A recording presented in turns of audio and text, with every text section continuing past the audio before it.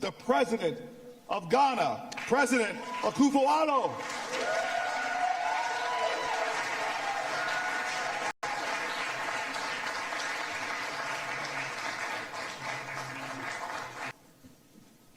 Madam Vice President, ladies and gentlemen,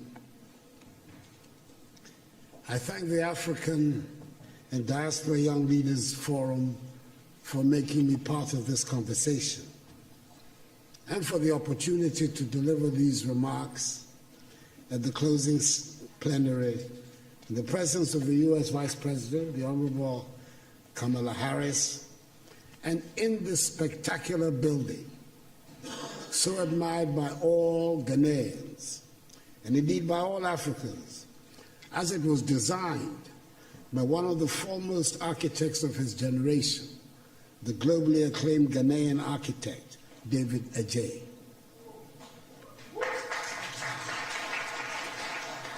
The forum has chosen the most relevant theme of Africa's contemporary situation, a theme which sums up the essence of African aspirations, amplifying voices, building partnerships that work. I've stated it before, that it sometimes appears the words Africa and Africans have more resonance outside the continent than inside. When we are home on our continent, it always seems very important to assert that we are Ghanaians, Ivorians, Kenyans, Nigerians, Swazis, Senegalese, Rwandans, South Africans, and Zambians. Then we find ourselves outside the continent, and then we discover that to the outside world, there are no Ghanaians, there are no Senegalese, and there are no Tanzanians. There are only Africans, and we are all simply Africans. The lesson for me is clear. Our destinies are intricately linked with each other, and we're talking not only about those of us on the continent, but about the Africans in the diaspora as well. You can be an honors graduate from any of the top universities of this country. You can be a second or third generation American, and you can be in a well-paid job. If there's an outbreak of Ebola someplace on the African continent, you are an African. Anyone, everybody in a position of leadership in Africa today, thus has his or her work cut out.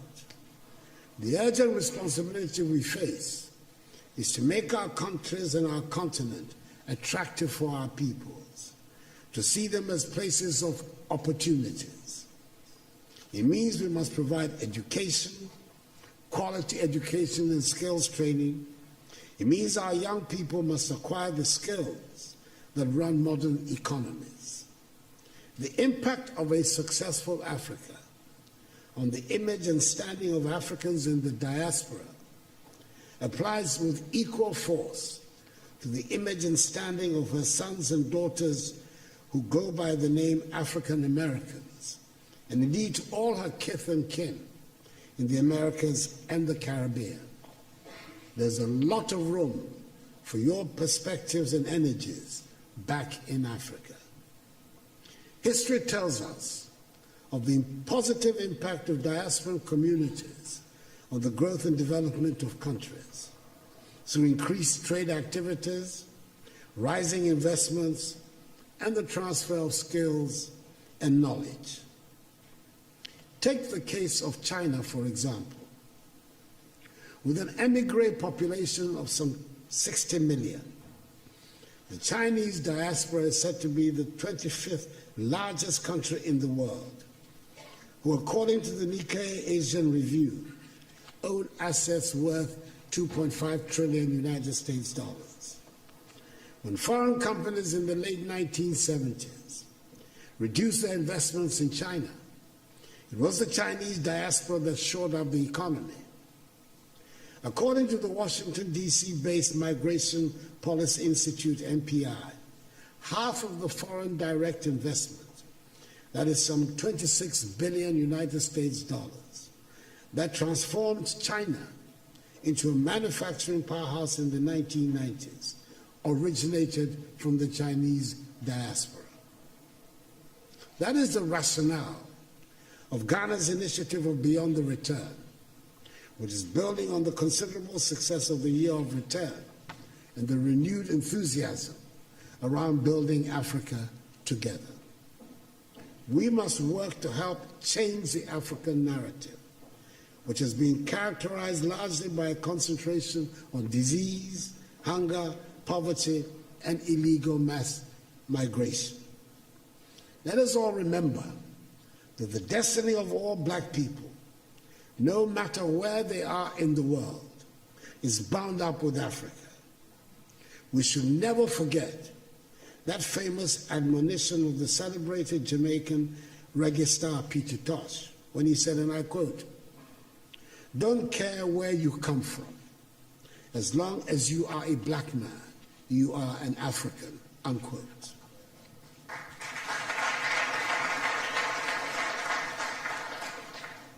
We must help make Africa the place for investment, progress, and prosperity, and not from where our youth flee in the hope of accessing the mirage of a better life in Europe, Asia, or the Americas.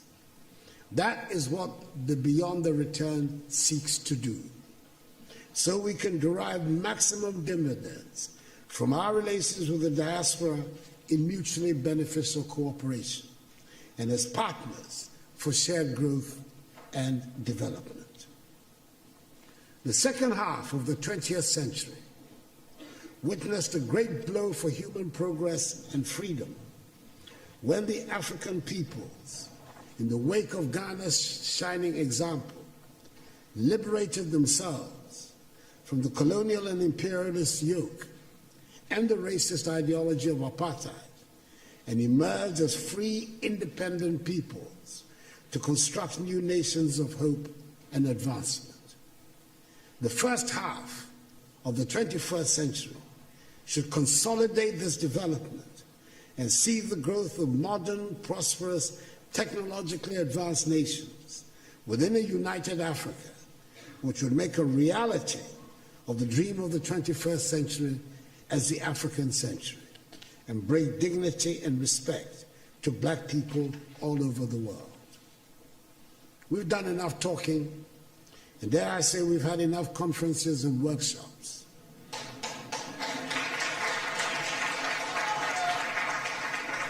We know what we need to do. It is time just to do it. We've run out of excuses for the state of our continent. We have the manpower. We should have the political will.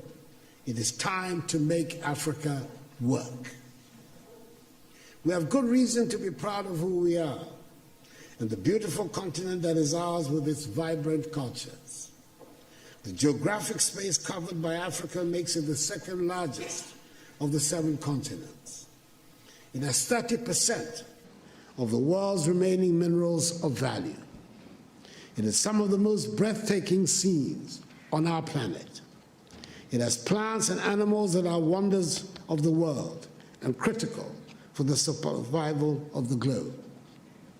I hear a lot about the need to change our narrative and tell our own good story.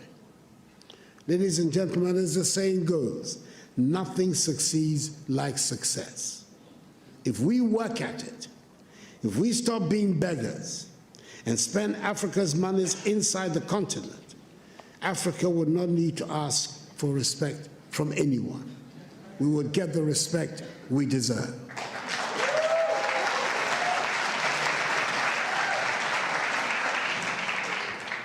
Over 30 years ago, one of America's most prestigious Ivy League universities offered a course in Mandarin, which for years had virtually no takers. Today, there is standing room only. And it is not because the course is any easier. It is because the position of China has changed. 30 years ago, 20 years ago, China was nowhere near where it is today. China does not ask for anyone for respect now. She does not need it. Let us make our continent the prosperous and joyful place it should be, and the respect would follow. I thank you for your attention.